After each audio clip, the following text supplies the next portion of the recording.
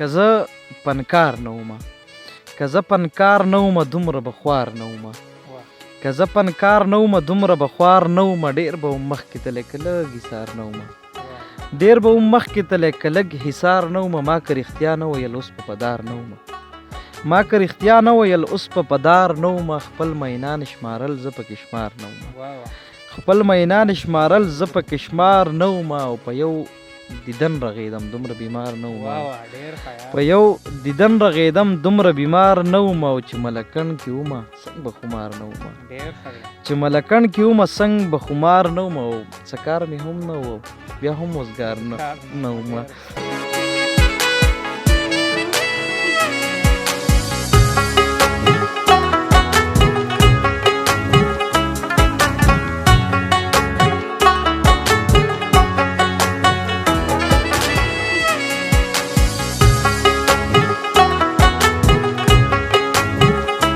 تر اوسه مې په هر چا بروسه ساتلې ده، ژوند د ما مضبوطه حوصله ساتلې ده. ما ژوند لکه د بعضې خلکو نه دی د ځان کړی، ما ژوند لکه د بعضې خلکو نه دی د ځان کړی، یاران مې هم ساتلي ما اجره ساتلې ده. قدرمنو کتونکو سلامونه مې واخلئ، خپرونه ده پټې ملغلرې او زه یم کاشف ګلاب. څنګه چې تاسو ته معلومه ده د زړو مرکو نه به تاسو ته څرګنده شوي وي چې مونږ د ملغلرو په زیار او کار باندې خبرې کوو، د هغوی په کارونو باندې رڼا اچوو. هم په دغه سلسله کې په دغه لړۍ کې نن راغلی یم سدراج وړ ته، چېرته چې زمونږ ګران او خوږ ملګری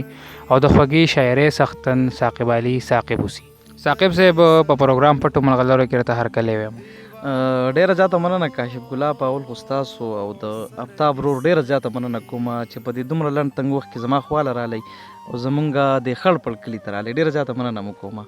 ثاقب صاحب کتونکي به غواړي چې تاسو هغوی ته په خپله باندې خپل لنډه پېژنګلو وکړئ. کاشف ګلاب زما نوم ثاقب دی او قلمي نوم مې هم ثاقب دی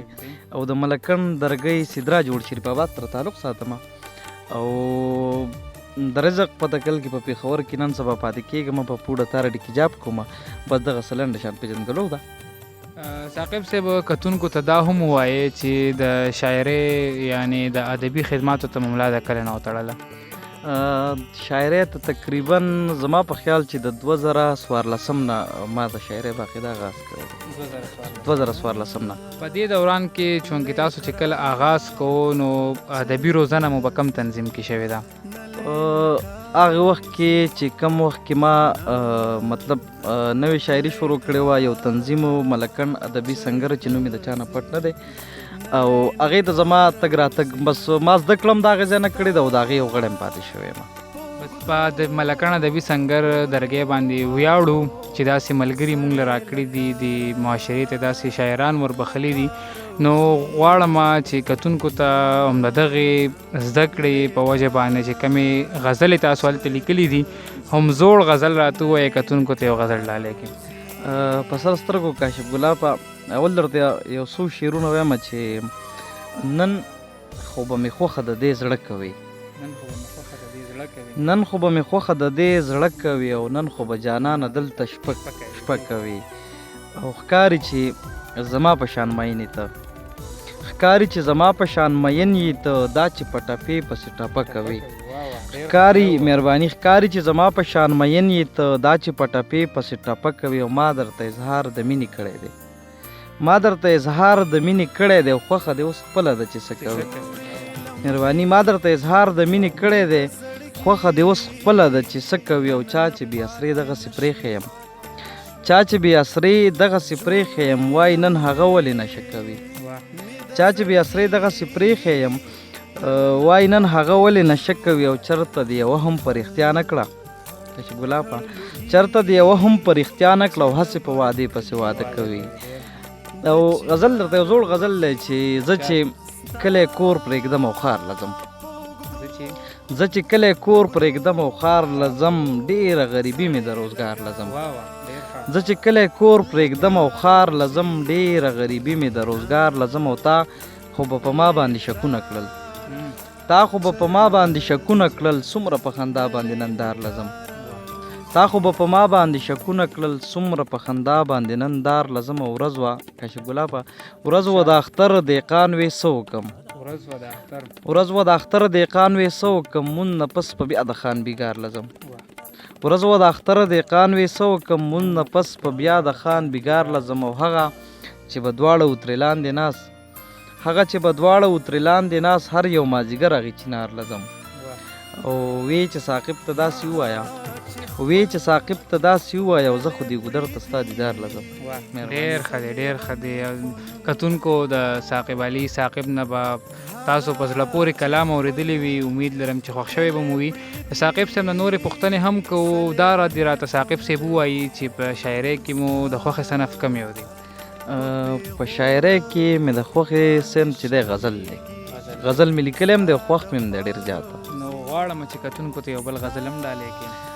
په سر سترګو خبره پس خورمه قسم دا په ما څه شوي دي، خبره پس خورمه قسم دا په ما څه شوي دي، راپورې خان دي ټول علم دا په ما څه شوي دي، او د چا غمونو غربت دومره ځپلی وم چې زه عینې نه پېژندم دا په ما څه شوي دي. اول مې خدای ګوسه پروا نه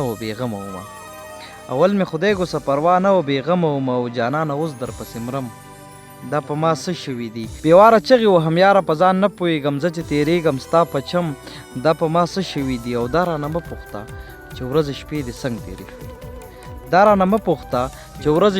څنګه تېرې شوې، ته راته وګوره لږ سم دا په ما څه شوي دي. ډېره زیاته مهرباني. ثاقب صاحب غزل مو درنه واورېدو، خواږه شعرونه مو درنه واورېدل، خو دا راته ووایه چې د غزل نه علاوه مو د شاعرۍ په بل صنف کې کار کړی دی؟ کاشف ګلابه نظم هم څه لږ ډېر لیکم، دومره استادان خو نه یو، خو کوشش مې کړی یو نظم به درته ووایم. یو زوړ نظم دی چې راته یوې د نظم عنوان دی سواله چې راته یوې چې شاعر شوی ته ما ویل او پښتو له کار کومه ورله سینګار کومه، دې راته زر وویل چې ما به نه ستایې څه، زه غریو نیولی شومه ورته مې دومره ووي تا به هم ستایمه، خو چې وخت بدل شي کله اختیار مې خپل شي کله، اوس خو خپل قام جاړمه پوران شوی بام جاړمه، دې راته داسې ووي ډېر هوښیار شوی نه یې سم په لار شوی نه یې، ما ویل څه وکمه تودې سړې مې لیدې د قام تیرې مې لیدې، وخت به راځي محبوبې اوږدې قصې به کوو دواړه په دغه ګودر یو ځای ټپې به کوو. لکه مسکۍ غوندې شوه بیا یې یو سوال وکړل وي داسې رښتیا به کېږي؟ ما ویل او که خیر وي خو لږ محنت پکار دی، لږ محبت پکار دی، بس د قلم او کتاب سره الفت پکار دی، او د ټوپکه ځینې بلا نفرت پکار دی. وی افرین لالیا زما شیرین لالیا زه په تا فخر کوم ستا بلا قدر کوم، که په میوند کې شهید نشوي ګرانه لالیا بې ننګۍ له دې ساتمه. ډېر ښه دی ثاقب صاحب. ثاقب ورور بلها موده وړاندې چې کله به مونږ د ملکڼ ادبي سنګر درګې په مشاعرو کې ناستې کوو نو ستاسو نه به مونږ په زړه پورې ټپیزې هم اورېدې، نو که څو ټپیزې درته یادې وي نو کتونکو ته یې هم ډالۍ کړي. کوشش کوم کاشف ګلابه چې څه مې ذهن ته راشي چې بالکل درته ووایم چې د پسرلي هوا چلیږي مړاوي ګلونه تازه کیږي، مینان بیا په خندا کیږي او پیغلې ګودر ته روانیږي، د نازه یخې دي کمسو کې زیړ ګلونه، او اوس خو منګی او رباب نشته، سوالونه ډیر دي جواب نشته، چې څوک څه کړي نو حساب نشته، وطن کې اوس انقلاب نشته، قدم چې اخلي کلمه وایه مینه. ثاقب علي ثاقب ورور د وخت راکولو دی یوه نړۍ مننه کوم. امید لرم چې په ادب مینو خلکو د شعر د ښه شعر خوښونکو خلکو په بلها خوندونه اخیستي او ادبي تنده به یې ماته شوي وي. ګرانو قدرمنو کتونکو د بل ملګري د تګ پورې خپل مینوال کاشف ګلاب له ورکړي اجازت، چېرته چې ښاد آباد او بریالي اوسئ په لوی الله مسپارم.